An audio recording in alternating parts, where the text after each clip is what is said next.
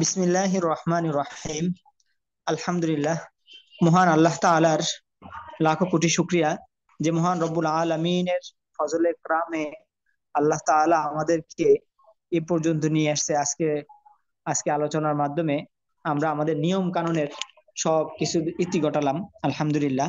তো আমি আমাদের সব নিয়ম কানুন গুলাকে আপনার একটা এই আপনাদের সামনে খুব সহজভাবে উপস্থাপন করছিলাম যে এই পুরা কায়দার এতদিন পর্যন্ত আমরা যা পড়ে আসছি এই পড়াগুলার মূল অবকাঠামো হলো হরকত, তানভিন, তাসদিদ, জজম।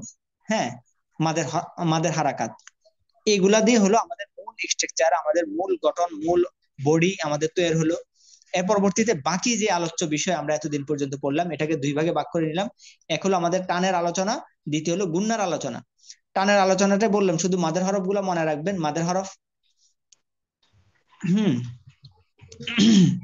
শুধু মাদার মাদার এক হলো মাদের আলোচনাগুলো আমরা মাদের মনে রাখবো। মাদের হরফ, জবরের বাম পাশে খালি আলিফ, জেরের বাম পাশে যজমালা ইয়া, পেশের বাম পাশে যজমালা ওয়াও। এই হরফগুলা এই মাদের হরফগুলা কখনো দুই আলিফ ইয়া তিন আলিফ টান হবে, কখনো চার আলিফ টান হবে, এই এক আলিফটাকেই। তো এই এক আলিফটা আমরা মাথার মধ্যে রাখবো ইনশাআল্লাহ। দ্বিতীয়, আমরা গুন্নার আলোচনাকে তিন ভাগে ভাগ করছি। হরকতের বামে নুন ও মিমে তাসদিদ গুণা করা ওয়াজিব। নুন সাকিন এবং তানবিনের পরে ওই 18 ব্যতীত অন্য যে কোনো হরফ আসলে আমরা গুণা করব। তৃতীয় হলো মিম সাকিনের পরে বা মিম আসলে আমরা গুণা করব। এই ছিল আমাদের মূল আলোচনা। আরো অনেকগুলা নিয়ম কানুন যাই আর পড়ছি আমরা। আজকে আমাদের যে আলোচ্য বিষয় সেটা হলো ব্যতিক্রমী কিছু আলোচনা। ব্যতিক্রমী আলোচনা বলতে কি, যেটা নিয়ম কানুন ব্যতীত অন্য একটা আলোচনা। তো নিয়ম কানুন ব্যতীত সেটা আমরা আজকে পড়তেছি। তো এটা ভালো করে আমরা মনে রাখবো।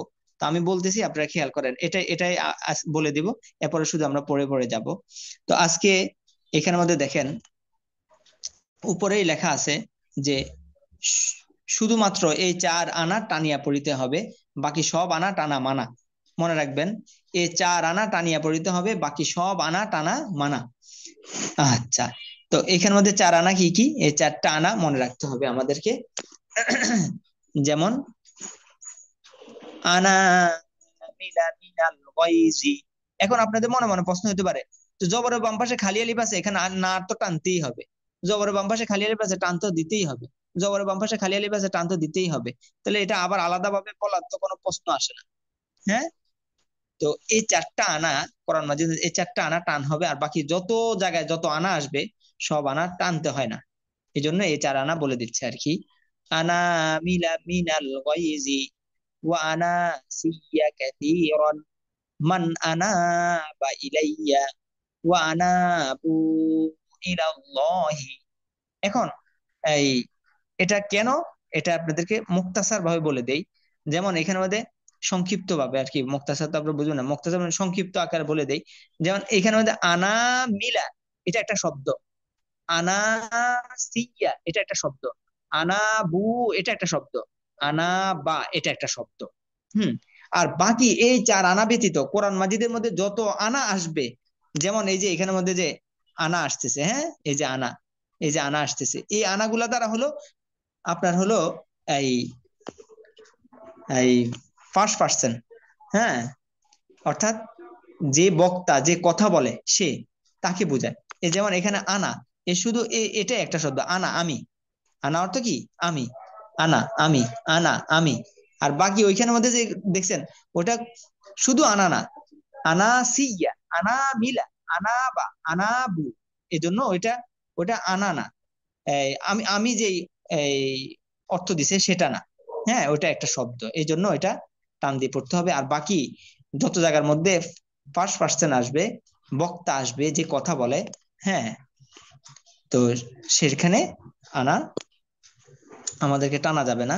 যেমন এর উদাহরণ দিচ্ছি, ইন্নামা আনা, নুন আলিফ জবর না, আলিফ খালি খালি আলিফ আছে, তারপর আমরা টানতেছি না। হ্যাঁ, আনা নাযীরুম মুবিনুন, ইন্নামা আনা বাশারুম মিথলুকুম, ইন্নী আনা রাব্বুকা, আনা আবিদুন, আনা আবিদ বা বিদুন, ওয়ামা আনা মিনাল মুশরিকিন।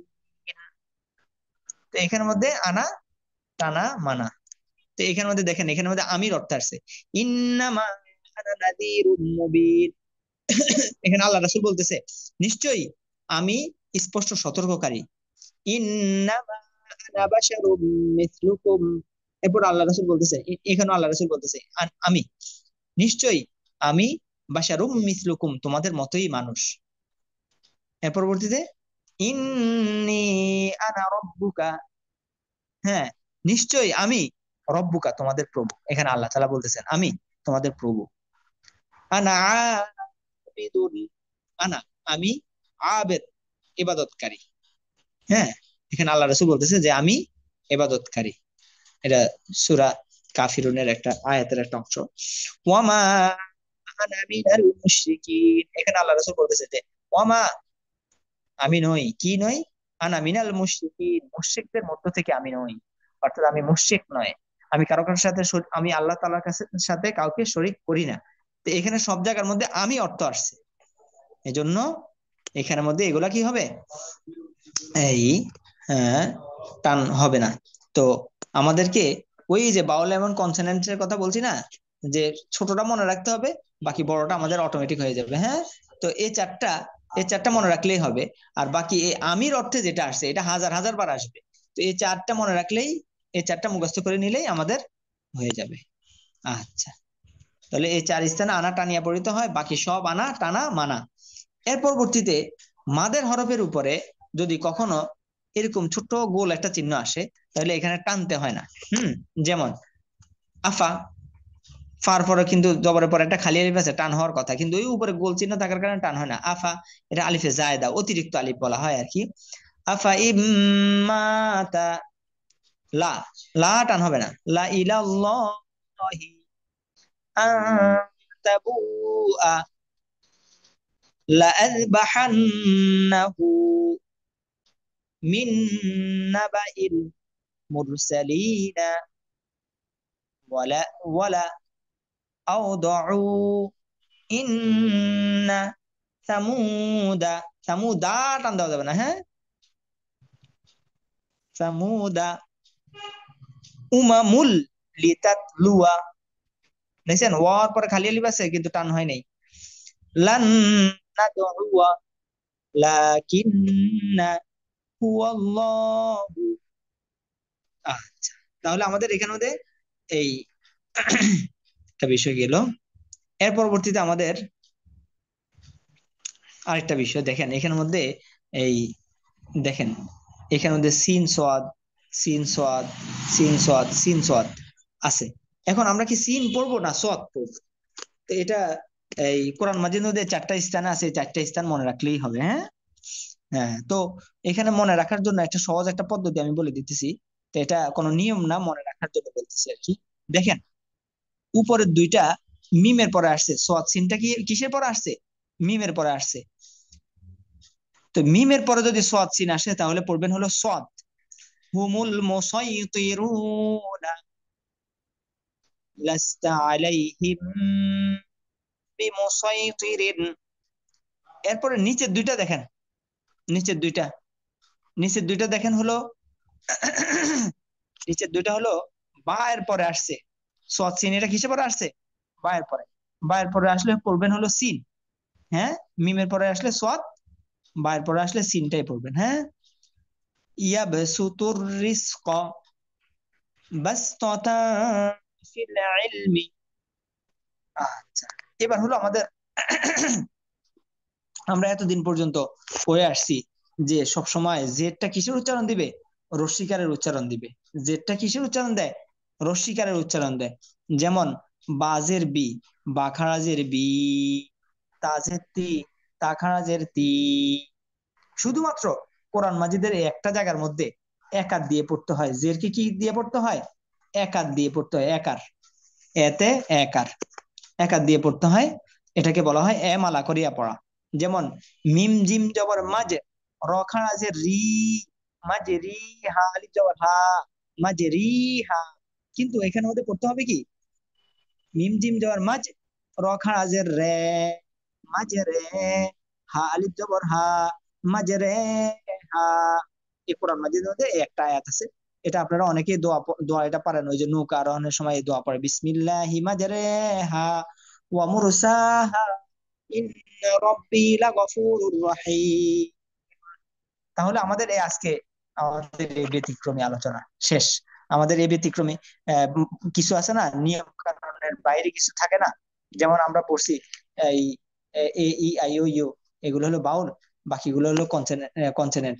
এর পরবর্তীতে আমরা পড়ছি না ডাব্লিউ আর এই ওয়াই, এগুলো হলো সেমি বাউল। হ্যাঁ, নিয়ম কানুনের বাইরে একটা থাকে না কিছু, এটা আর কি।